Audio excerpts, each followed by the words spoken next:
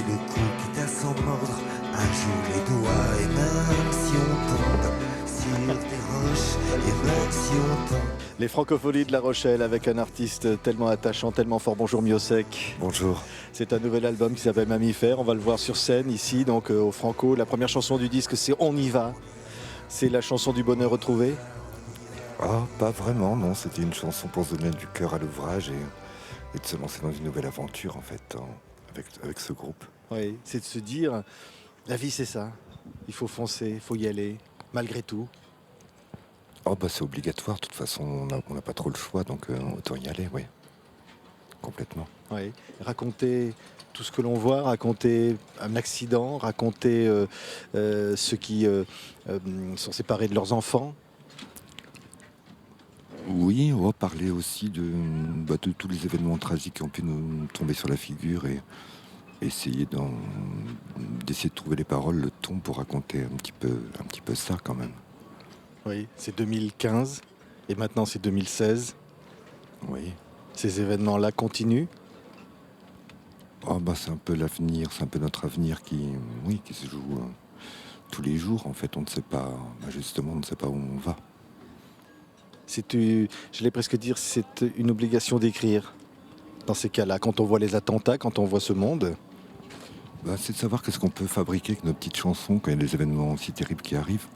Du coup, on se sent un peu futile, un peu ridicule. Et puis tout d'un coup, on se rend compte que jouer en concert le soir dans les villes de France, ça fait du bien en fait. Ça fait du bien au public, ça nous fait du bien. Enfin, c'est des moments où on s'échappe justement de cette réalité un peu dure.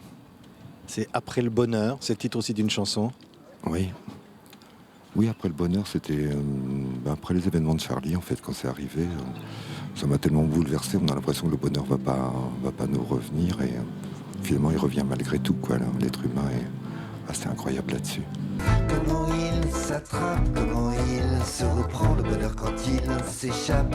Est-ce que c'est pour longtemps? Comment il s'attrape, comment il se reprend le bonheur quand il s'échappe. Est-ce que c'est pour longtemps?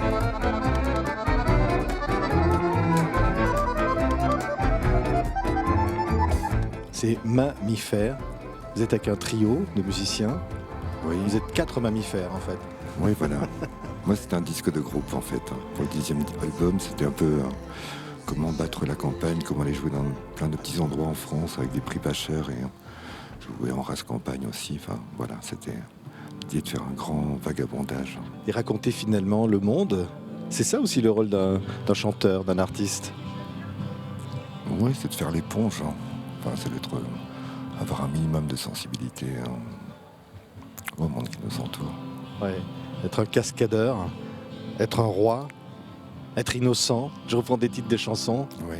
Vous êtes tout ça à la fois finalement, Miosek. Innocent, je suis plus trop, non. Mais je l'ai été, je m'en rappelle. Pourquoi vous n'êtes plus innocent? Oh, parce que l'âge aidant, oui, il y a une innocence qu'on perd complètement. Et la musique, c'est un peu essayer de retrouver ça, justement. Enfin, de retrouver ces petits moments de magie où on décolle de terre. Et ces écailles que l'on porte sur soi. Oui, moi je crois, oui, on est des animaux, on est des mammifères.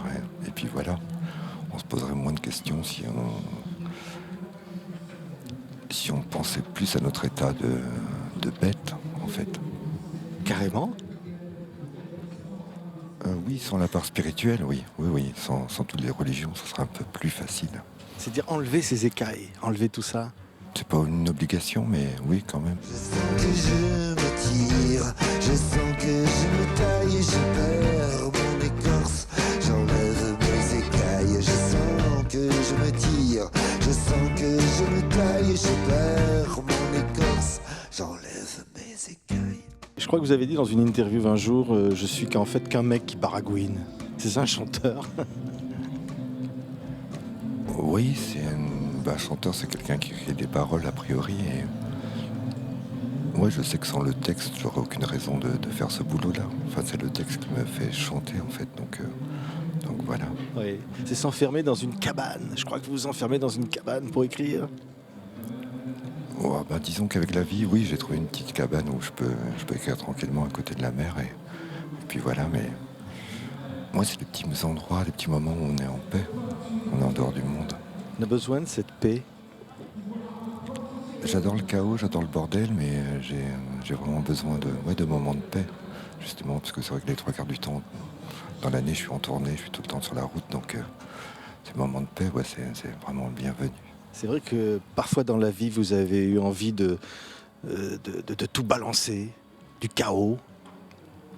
Oh oui, oui, oui, c'est normal, ça fait partie du processus, si on est à peu près honnête, ouais.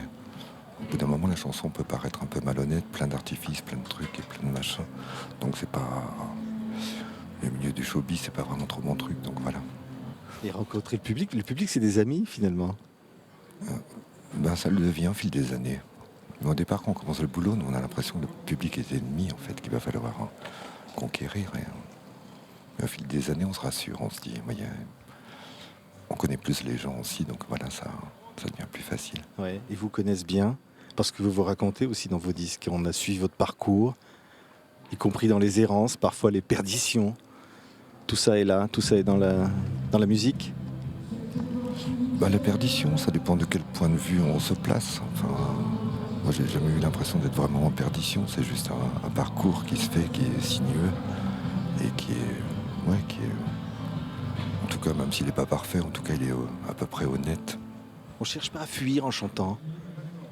Oh non, du tout. Au contraire, on se coltine la réalité de plein fouet. On se coltine une responsabilité qui est beaucoup plus importante que ce que l'on est, en fait. Donc, non, on ne fuit pas du tout. Au contraire, j'ai l'impression qu'on bouffe la vie d'une belle façon. C'est le contraire d'une société hypocrite ou tout ça. L'artiste, il est franc, direct. Bah, disons qu'une fois qu'on a un micro, qu'on est en concert, il n'y a plus de censure, il n'y a plus rien du tout. Donc, la liberté d'expression est complète. Et c'est un peu ça que je recherchais dans ma vie aussi, c'est de pouvoir m'exprimer sans censure, sans patron. Être libre, tout simplement, Voilà, non? oui. Vous l'êtes libre, Miossec, non? Ouais, c'est du boulot. C'est Enfin, du boulot d'être libre. Ah oui, c'est du boulot à plein temps. C'est crevant. On prend des coups, un peu, non? Bah oui. Mais on tient bon. Ah ouais, c'est une aventure merveilleuse. Donc même si elle s'arrête demain, ça serait pas trop grave. Ouais. Vous êtes un homme de la mer, hein? Un homme des vents contraires. Ah ouais, j'aime bien quand ça bastonne, oui. Donc ça me va. Merci beaucoup, Miossec. Merci bien. Ça s'appelle Mammifère et ici, au Franco de La Rochelle, c'est un des plus beaux spectacles. Merci d'avoir été avec nous sur TV5 Monde. Merci bien.